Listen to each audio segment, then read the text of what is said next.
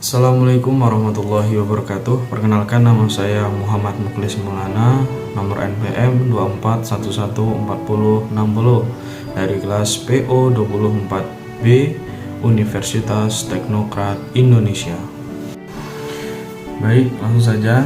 Dalam video kali ini saya akan menjelaskan zakat fitrah. Yang pertama ada zakat fitrah, itu mewujudkan kepedulian sosial di bulan Ramadan. Jadi bulan Ramadan adalah bulan yang penuh berkah dari umat Islam di seluruh dunia. Selain menjalankan ibadah puasa, umat muslim juga dianjurkan untuk memperbanyak amalan ibadah. Salah satunya adalah dengan mengeluarkan zakat atau menunaikan zakat. Salah satu jenis zakat yang wajib dikeluarkan pada bulan Ramadan adalah zakat fitrah. Jadi zakat fitrah ini wajib dikeluarkan bagi umat muslim. Oke, selanjutnya, jadi apa sih zakat fitrah? Zakat fitrah adalah zakat yang wajib bagi setiap muslim yang mampu menjalankan hari raya Idul Fitri. Zakat ini bertujuan untuk membersihkan dari kekurangan atau kesalahan selama menjalankan ibadah puasa, dan sebagai bentuk peduli terhadap mereka yang kurang mampu, agar mereka bisa merayakan Idul Fitri dengan sukacita tanpa kekurangan. Kemudian mengapa zakat fitrah itu penting? Jadi zakat fitrah ini memiliki banyak manfaat baik bagi pemberi maupun penerimanya. Bagi yang mengeluarkan zakat, ini menjadi sarana untuk membersihkan diri dari kekurangan kita di hari Ramadan. Mungkin puasa kita masih banyak kurangnya, inilah bentuk untuk membersihkan. Selain itu, zakat ini juga menjadi sarana untuk berbagi kepada orang yang membutuhkan, yaitu mengurangi kesenjangan sosial dan menciptakan rasa kebersamaan dalam merayakan hari kemenangan, yaitu apa? Hari Idul Fitri. Oke, selanjutnya, di sini siapa saja sih yang wajib membayar zakat? Apakah hanya orang yang sudah balik atau hanya orang tua? Jadi di sini setiap muslim yang sudah memenuhi syarat itu wajib mengeluarkan zakat fitrah. Ini termasuk orang dewasa, anak-anak, serta orang yang mampu secara finansial.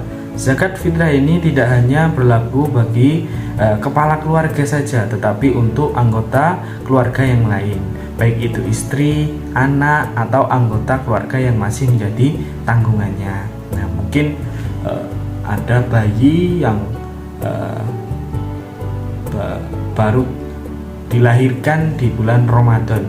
Nah, itu setelah dilahirkan di bulan Ramadan, yaitu wajib langsung dizakati. Jadi tidak memandang orang dewasa atau orang tua saja. Jadi kalau masih bayi pun wajib dizakati. Dan selanjutnya, berapa sih jumlah zakat fitrah yang harus kita bayar, tunaikan? Zakat fitrah yang dikeluarkan biasanya berupa makanan pokok seperti beras, gandum, kurma, atau makanan yang umum dikonsumsi di masyarakat setempat. Ya, kalau di Indonesia ya beras. Besarnya zakat fitrah yang dikeluarkan disesuaikan dengan kebutuhan pokok tersebut yang rata-rata setara dengan 2,5 kg atau 1 sok, dan ada yang menjelaskan itu 2,7 1 sok itu per orang. Selain itu, zakat fitrah juga bisa dibayar dalam bentuk uang sesuai dengan nilai harga makanan pokok yang berlaku di masyarakat. Maksudnya di gini, umpama beras itu harganya 10.000 per kilo. Ya, kita umpama mau membayar zakatnya berupa uang, ya kita tinggal bayar dengan uang. Contohnya sekilonya 10.000, kalau 2 kilo setengah itu mungkin 25.000. Nah, itu kita harus membayar ya sebesar 25.000 itu. Kita menyesuaikan harga bahan pokoknya. Oke, next kita beralih melihat kapan waktu yang tepat untuk membayar zakat fitrah. Jadi kapan sih kita membayar itu, di waktu kapan? Zakat fitrah harus dibayar sebelum pelaksanaan sholat id. Nah itu sunahnya itu 2 hari sebelum sholat id kita membayar zakat fitrah, agar dapat diberikan kepada yang berhak menerima zakat fitrah tersebut.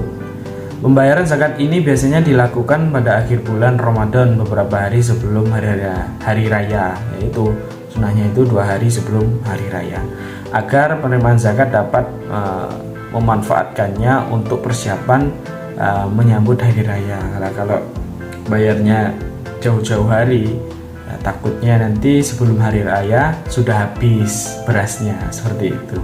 Makanya sunahnya itu 2 hari sebelum hari raya Idul Fitri kita membayar zakat fitrah.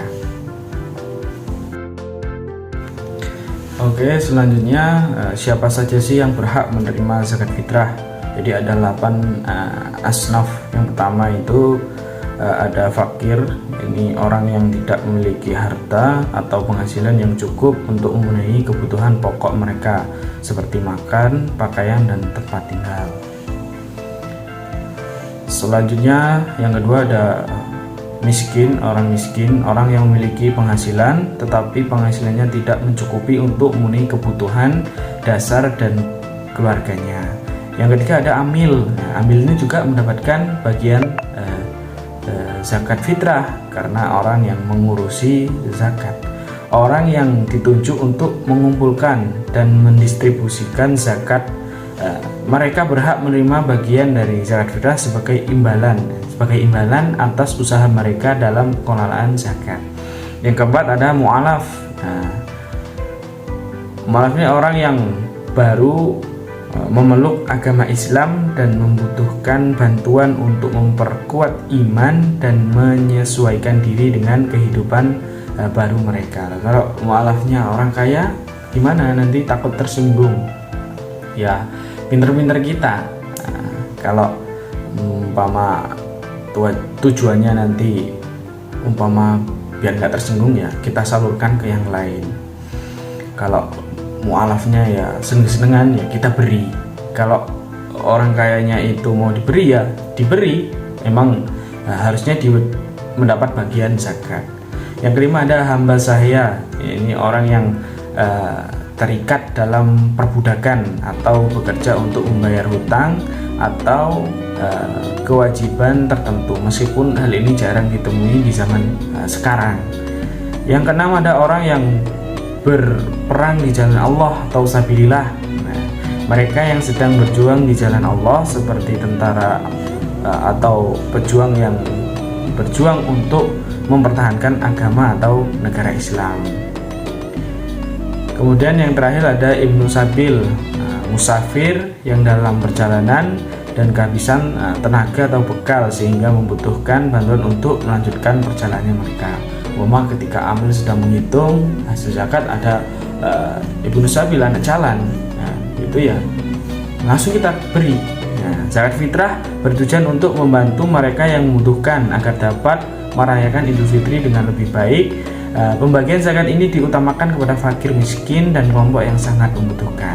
Nah, itulah. Oke, selanjutnya ada manfaat zakat fitrah. Selain sebagai bentuk kewajiban agama, zakat fitrah juga membawa banyak manfaat. Di antaranya satu, membersihkan diri. Zakat fitrah membersihkan diri dari kekurangan atau kesalahan yang mungkin terjadi selama berpuasa. Yang kedua ada meningkatkan solidaritas sosial. Zakat fitrah membantu orang yang kurang mampu agar bisa merayakan Idul Fitri dengan lebih baik. Yang ketiga dan yang terakhir itu, dengan mengeluarkan zakat, harta yang dimiliki menjadi lebih berkah dan memberikan dampak positif bagi orang lain. Oke, yang terakhir, kesimpulan, zakat fitrah adalah kewajiban yang tidak hanya membersihkan harta tetapi juga mempererat ikatan sosial di antara umat Islam. Ini adalah momen bagi kita untuk berbagi dan memastikan bahwa semua orang, terutama yang kurang mampu, dapat merayakan Idul Fitri dengan kebahagiaan. Jangan lewatkan untuk membayar zakat fitrah sebelum sholat Id. sholat Idul Fitri, dan mari kita mewujudkan kebersamaan dan kepedulian sosial di bulan yang penuh berkah ini. Baik, sekian video dari saya. Banyak kurang dan lebihnya saya mohon maaf yang sebesar-besarnya. Saya akhiri. Assalamualaikum warahmatullahi wabarakatuh.